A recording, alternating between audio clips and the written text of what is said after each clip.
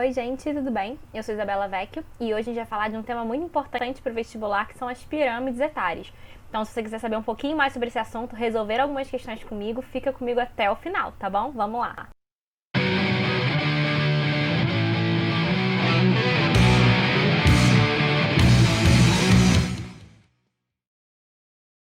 Vamos entender primeiro o que é uma pirâmide etária. A pirâmide etária é um gráfico que representa a distribuição da população de acordo com as classes etárias. Então, aqui a gente tem os jovens, os adultos e os idosos, né? Os jovens, né, a gente tem aqui de 0 a 19 anos, os adultos, né, de 24 aos 59 anos e os idosos de 60 anos para cima, tá bom? Então, quando a gente fala em base da pirâmide, a gente está falando da população mais jovem, né, das crianças, dos adolescentes. Quando a gente fala, né, do meio da pirâmide, né, a gente está falando da população adulta. E quando a gente fala do topo da pirâmide, a gente está falando dos idosos.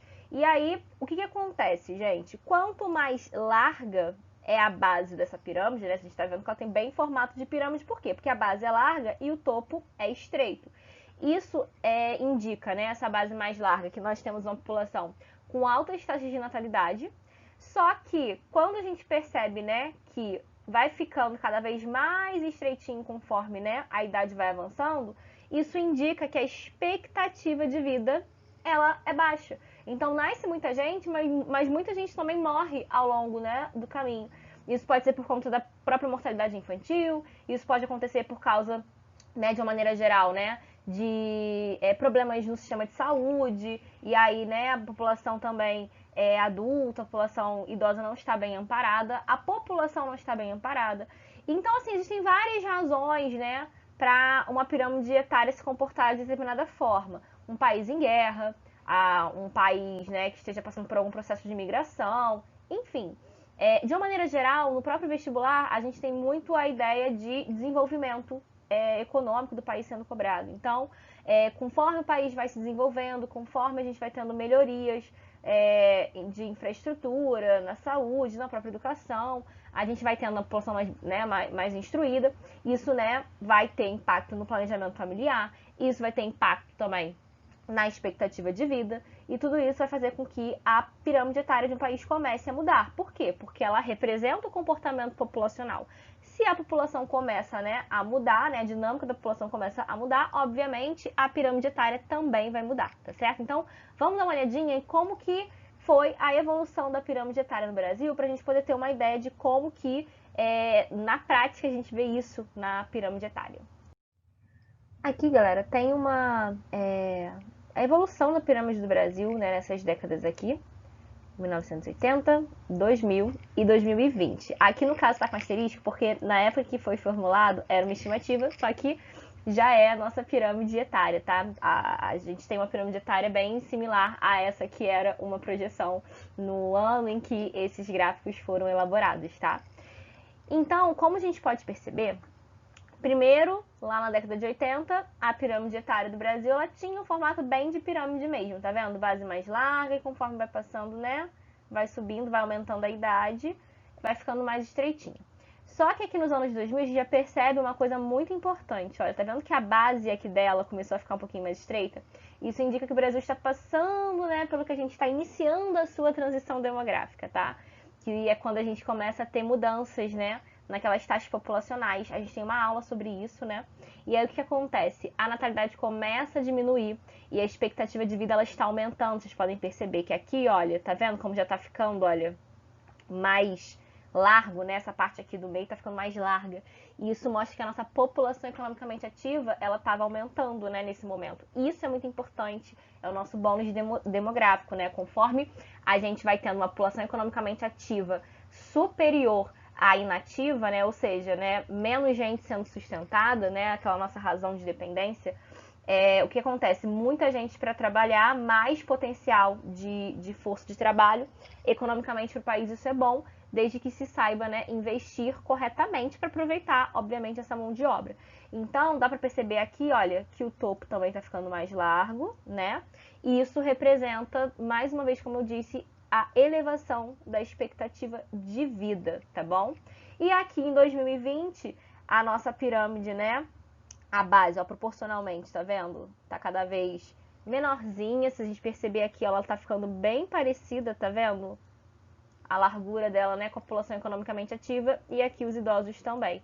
Só que mesmo que a gente tenha, né, uma redução da população jovem, o aumento da população aqui, né, idosa, e consequente, e aqui também, né, como uma consequência da redução da natalidade, uma redução também da população adulta, a gente começa a ter uma elevação da razão de dependência. A gente está cada vez mais, né, tendo o nosso envelhecimento populacional.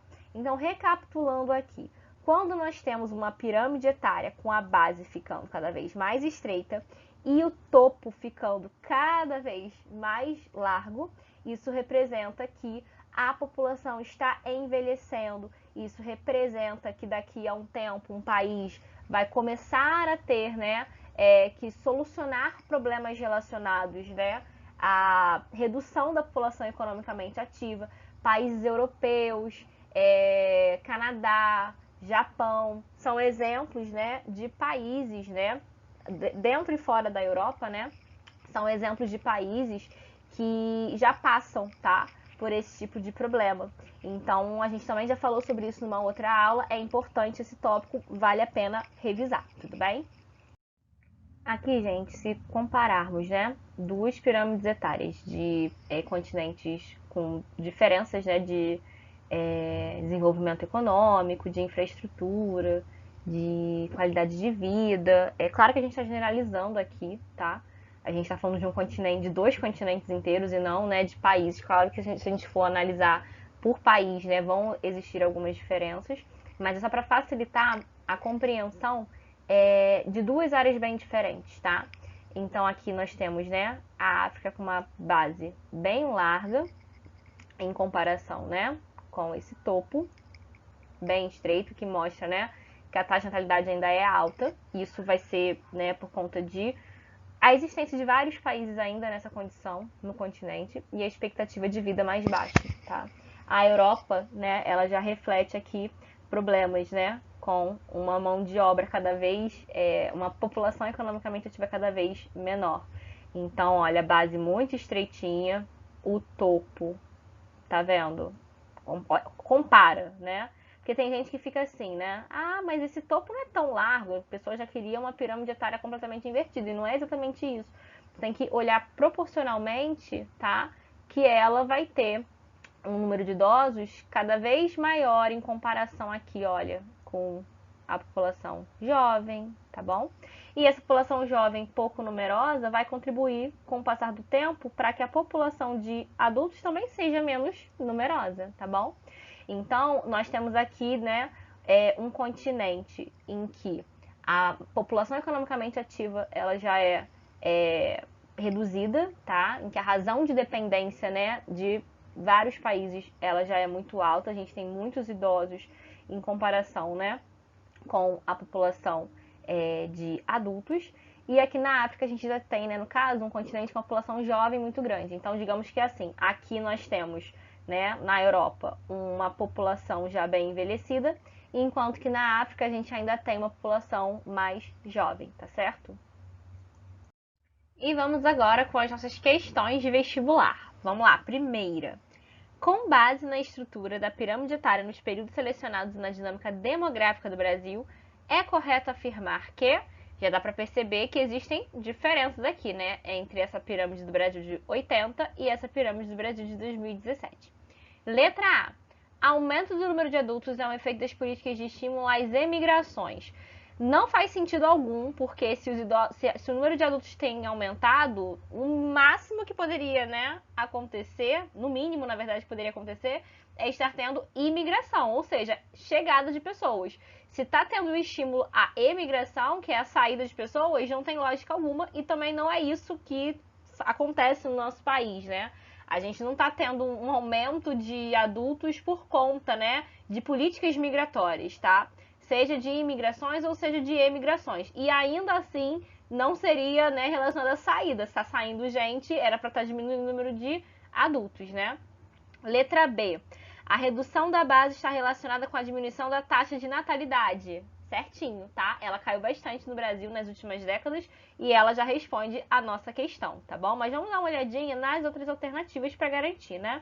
Letra C, o aumento do número de jovens é uma consequência do processo de êxodo urbano. Não, êxodo urbano seria saída de pessoas da cidade, tá?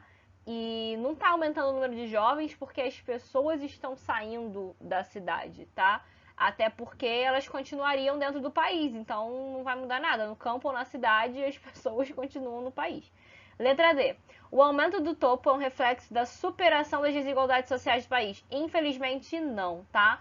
A gente teve, de fato, uma elevação da expectativa de vida, mas o nosso país ainda é extremamente desigual. Então, superar as desigualdades sociais é mostrar que elas não têm mais efeito, né? Que elas já foram, né, como o nome já diz, superadas. E, infelizmente, não, elas não foram superadas ainda, tá bom? E letra E, a redução do número de crianças é o resultado do retorno de doenças erradicadas. Não, gente, não é mortalidade infantil, não é um aumento de número de mortes entre crianças que está fazendo com que esse número de população reduza, tá? É por conta do controle da natalidade. As pessoas estão tendo menos filhos com o passar do tempo, por causa de um planejamento familiar. Então, na verdade, não tem nada a ver com maior mortalidade entre as crianças, e sim por conta de uma redução da taxa de natalidade mesmo, beleza? Vamos fazer essa questão aqui que eu adoro, gente. Olha só. A pirâmide demográfica retrata não apenas a distribuição etária da população em dado momento, como também os eventos marcantes da história de uma determinada sociedade. Então, temos aqui uma pirâmide etária da Rússia em 2010. As anomalias em destaque na estrutura etária russa estão relacionadas com os dois eventos históricos apontados, tendo em vista que estes contribuíram decisivamente para a redução dos valores dos seguintes indicadores demográficos. Então, os eventos são Segunda Guerra Mundial, de 39 a 45, e a crise após o fim da União Soviética entre 91 e 2001. Então, o que essas anomalias, como que essas anomalias interferiram na população russa, né? Quais são os indicadores demográficos que foram diretamente afetados por esses eventos históricos? Letra A, saldo da migração. Letra B, taxa de natalidade. Letra C, expectativa de vida. E letra D, razão de dependência. Essa questão ela é bem interessante porque muita gente já pensa o seguinte: Segunda Guerra, guerra, morte. Então, expectativa de vida já diretamente foi influenciada. Só que o que a gente tem que observar aqui de muito importante? Essa pirâmide é de 2010. A população que foi afetada pelo evento da Segunda Guerra Mundial, ela hoje, né? Hoje não, né? No caso, em 2010, ela tinha aqui, olha, entre 65 e 74 anos. Então, essa galera, lá na época da Segunda Guerra Mundial, eram o quê? A população jovem. Elas estavam nascendo, certo? Então, é um indício de que o que foi afetado, nesse caso aqui, foi a taxa de natalidade, o que tem total coerência, porque durante a guerra as pessoas não estão tendo filhos, beleza? É muito mais difícil disso acontecer.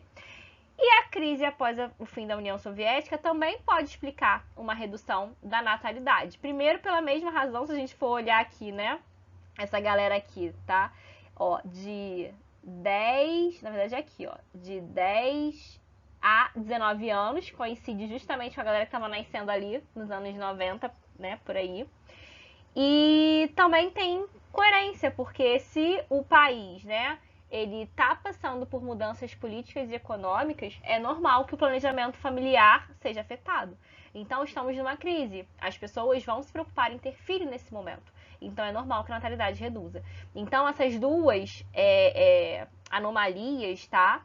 Que foram geradas na pirâmide, que teve relação com esses eventos, né, de guerra e de crise, interferem sim na taxa de natalidade. Resposta certa, letra B de bola. Próxima questão, galera. A evolução da pirâmide etária apresentada indica a seguinte tendência. Então, aqui, ó, população brasileira, tá? 1980, 2011, 2040, tá? Nossa expectativa aqui para 2040, estimativa para 2040. Então, o que a gente está observando aí? Qual é a tendência? Letra A, crescimento da faixa juvenil? Não, que é a base da pirâmide, né? População jovem. Não, ela está reduzindo. Aumento da expectativa de vida. Vamos olhar o topo. Ele só vem aumentando e a expectativa aqui, né? A estimativa é que ele fique cada vez maior, tá bom? Então, letra B tá certa. Vamos já marcar ela aqui. Mas vamos comentar aqui as outras alternativas. Elevação da taxa de fecundidade. Não, gente, que é o número de filhos por mulher, né? Então, é justamente isso que vem fazendo com que a base dessa pirâmide venha reduzindo cada vez mais, tá bom? Ela está diminuindo, não elevando. Letra D, predomínio da população masculina. Não, inclusive, olha, se a gente olhar aqui, olha, as mulheres, no caso, tá?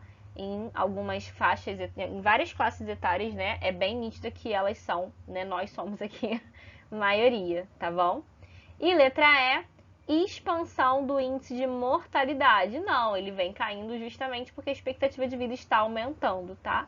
Então, resposta, né, confirmando aí, é letra B de bola, questão bem simples aí do Enem. E vamos fazer mais essa questão, gente, que eu trouxe ela mais para trazer um exemplo, tá? De um indicador demográfico que costuma ser cobrado em pirâmide quando é para falar sobre proporção entre homens e mulheres, tá? Então se liga aqui nessa questão. A pirâmide etária de uma sociedade expressa um determinado momento da sua dinâmica demográfica. No caso do Quite, o desequilíbrio entre os gêneros do corpo da pirâmide é resultante das diferentes taxas de, então aqui ó, homens e mulheres, dá pra perceber que tem muito mais homem do que mulher no Quite. O que acontece, gente? O Quite é um dos maiores produtores de petróleo. E essa dinâmica econômica do país atrai muitos imigrantes. Então, é um país em que existe um grande percentual de imigrantes dentro da população. E isso também acontece, por exemplo, com os Emirados Árabes, pela mesma razão. Se vocês forem procurar a pirâmide etária dos Emirados Árabes, ela vai ser bem chamativa nesse sentido. A gente vai ter muito mais homem do que mulher nessa população adulta, tá? Eu já vi questão também, gente, em que fala de população rural. Ah, a população rural do Centro-Oeste, aí tem mais homem do que mulher. Então, por que isso acontece? Porque é muito mais comum homens migrarem para trabalhar nesse setor. Então, assim, gente, é bem interessante também, né, ficar ligado que existem coisas mais específicas, né, de um país que podem ser cobradas ou por causa de uma dinâmica econômica que acontece numa região, tá? E aí a taxa de imigração, né, esses deslocamentos populacionais também podem, sim, gerar impacto numa pirâmide etária, tá certo? Marcar aqui nossa alternativa correta, tá? E eu resolvi trazer a pirâmide etária dos Emirados Árabes, tá? Então dá pra perceber também, tá? Essa diferença aqui entre homens e mulheres, tá bom? Tem muito mais homem do que mulher também por essa questão de imigração. Então muita gente busca, né, o Golfo Pérsico por conta, né, dessas oportunidades, né, que encontram nesses países. Os Emirados Árabes, além da questão de serem grandes produtores de ser um grande produtor de petróleo, eles também vêm diversificando bastante a economia, o que também contribui, né, para atrair imigrantes para essa região, tá bom? Então temos aí Abu Dhabi e Dubai como dois Emirados muito famosos. E é isso, tá? Achei interessante trazer também para vocês compararem essa semelhança, né, que esses dois países têm em questão de grande presença de imigrantes na população. Bom, espero que tenha ficado tudo claro, todas as questões, né, que a gente resolveu, espero que todos tenham entendido tudo. Se você ainda ficou com alguma dúvida, tem alguma sugestão, escreve aqui nos comentários pra gente, tá bom? Beijos e até a próxima!